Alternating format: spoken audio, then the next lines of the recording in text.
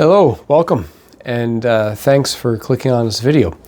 We're going to talk today a bit about commitment to therapy.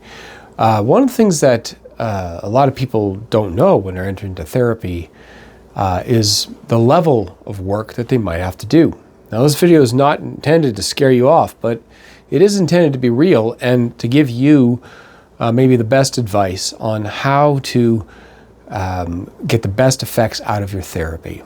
All right. So commitment is really one of the key ingredients. Obviously, we know if you're coming to therapy, there's already some element of it that life is not going the way you want. There's a problem. The problem area could be relational. It could be just interior. It could be a number of issues. But we know it isn't what we want it to be. The issue we don't realize is it's gotten there most of the time because of habitual behaviors. Okay, certain kind of thinking over and over again, action in relation to those thinking, and it develops into these problems that start to spin out of control. So it is a little silly sometimes when we wish for that magic button and we want it to simply just go away. And you probably are in this video because you've already been there, done that. And we realize something more needs to be done. So we reach out to a therapist or a clinic. And we try to ask that therapist to accelerate us out of the situation that we're in. Now, the secret to therapy is the therapist doesn't actually do it for you. You do it. You do it with the counsel, the advice, the therapy that the clinician gives you. But you do it. And so for you to have the effects you're desiring, it's not going to come to you from the outside in a sense that it's done for you. It's going to come by you, okay, through you. You have to be open to receiving that counsel from that professional and applying it in your life. So commitment is necessary. Now, a lot of people also don't know the level of activity, the level of effort, and the duration of time, and also the resources necessary to carry through that commitment to the effect that you're desiring. You have to think about it this way. It took a long time usually to build up to the problem level that you're at. So a quick turnaround is not the norm. A turnaround is possible, but to effectively carry that turnaround and have long-lasting effects requires a similar amount of effort, repetition, continuance over time to get that effect and for it to last. So commitment is key. And that's why at the Whitestone Clinic, we really emphasize people being committed to the process.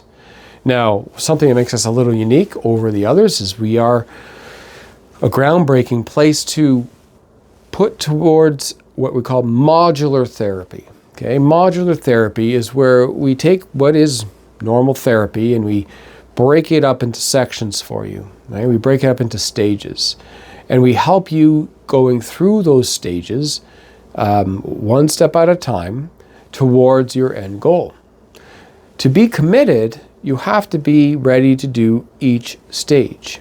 Now, for different people, it's different paces, different intensities, but nonetheless, you have to start from the beginning towards the end through the stages that are necessary for your particular issue or issues. And we're going to be able to break that down individually in maybe different videos or in the presentation from your therapist when they give you a therapy plan. What I want you to understand is commitment means that you are at a place where you so desire the end effect that you're willing to suffer the discomfort that therapy brings, to put in the sweat equity, the suffering of doing, because the pain of staying where you are is too great. And if you're not there yet, we can work with you to assess that and develop that, but you need to get to that place. Commitment is when you know that there's no going back, there's only going forward, and that although there's pain, the pain going forward is worth it, and it's better than the pain of just staying where you were. That's the key. So commitment is a key aspect to having good outcomes. What we want you to consider as well is you're worthy of this effort, and that means that the resources you have are applicable to this effort. A lot of people are ready for change on the surface, but they're not ready to make the commitment involving time, effort, and sacrifices. Some of that is financial as well. Therapy is not inexpensive, but you have to think of things we do all the time is a type of therapy, like retail therapy, right? Oh, I'll feel better if I buy that expensive new jewelry or that car or that boat or go on that really fancy vacation. You get the idea. Amazing how people are willing to put towards these material things sacrifices in drawing a line of credit or putting things on a credit card or other forms of saving and so on to get that acquired good.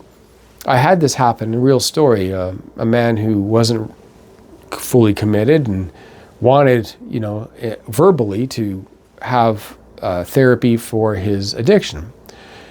And he tried to negotiate a lower price. He tried to minimize the amount of sessions. He had a tight budget, which we know, as therapists, we don't know your bottom line. We don't know what your budget is. But it was understood that this was just a financial constraint that the client had. Turns out, just several months later, he buys a fancy new boat. Okay, we're no one to judge what you want to spend your money on.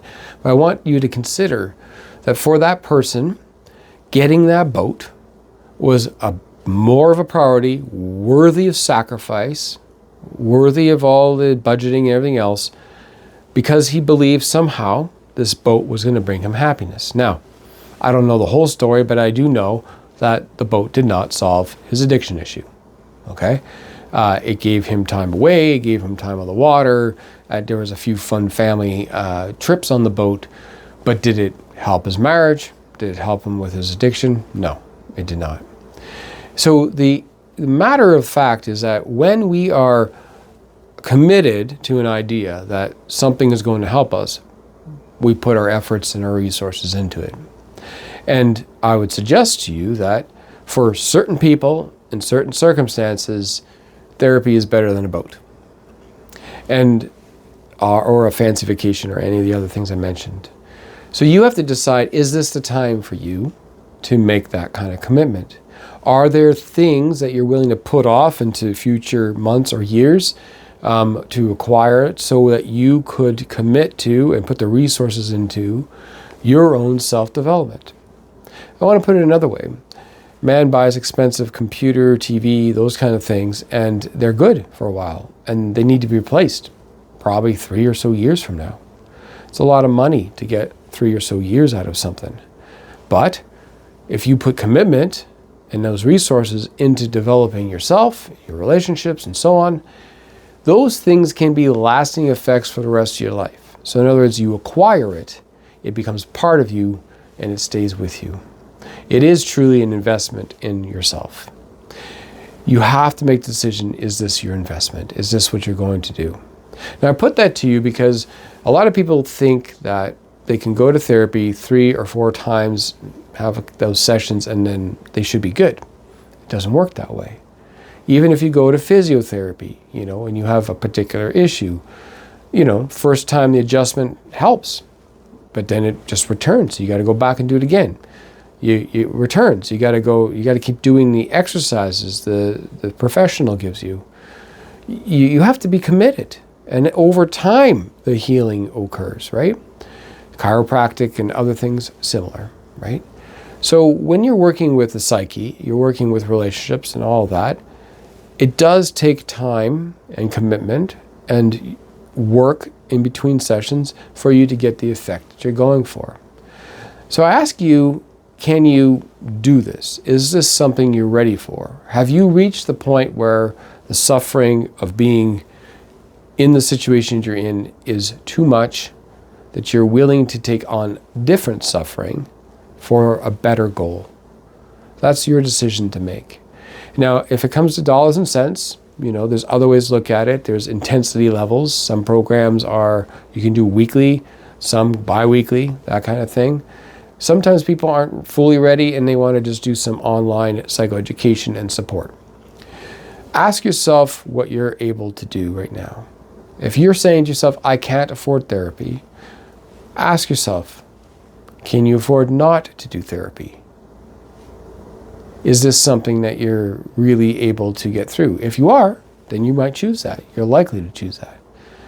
Ask yourself as well, am I saying I'm not ready for therapy in a committed way, but I'm ready to take an $8,000 vacation with my family, or whatever, insert number and item here, right?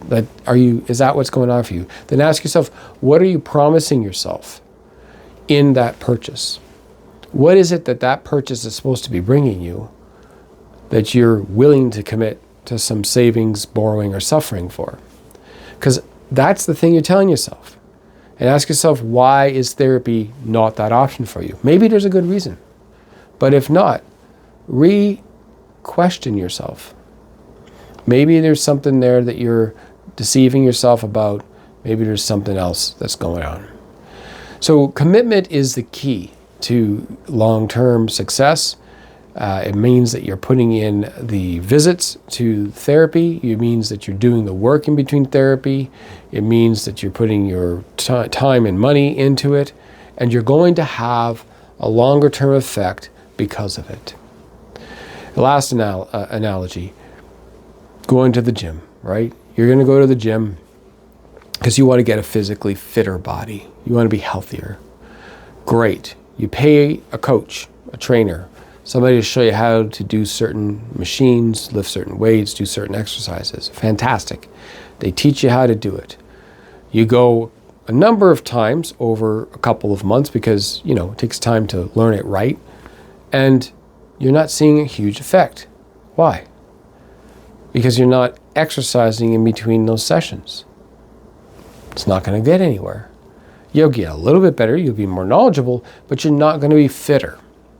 And so commitment involves the ability to not just show up at sessions and learn the techniques and the things you got to learn. It means doing it when you're not with the professional. It means developing it over time.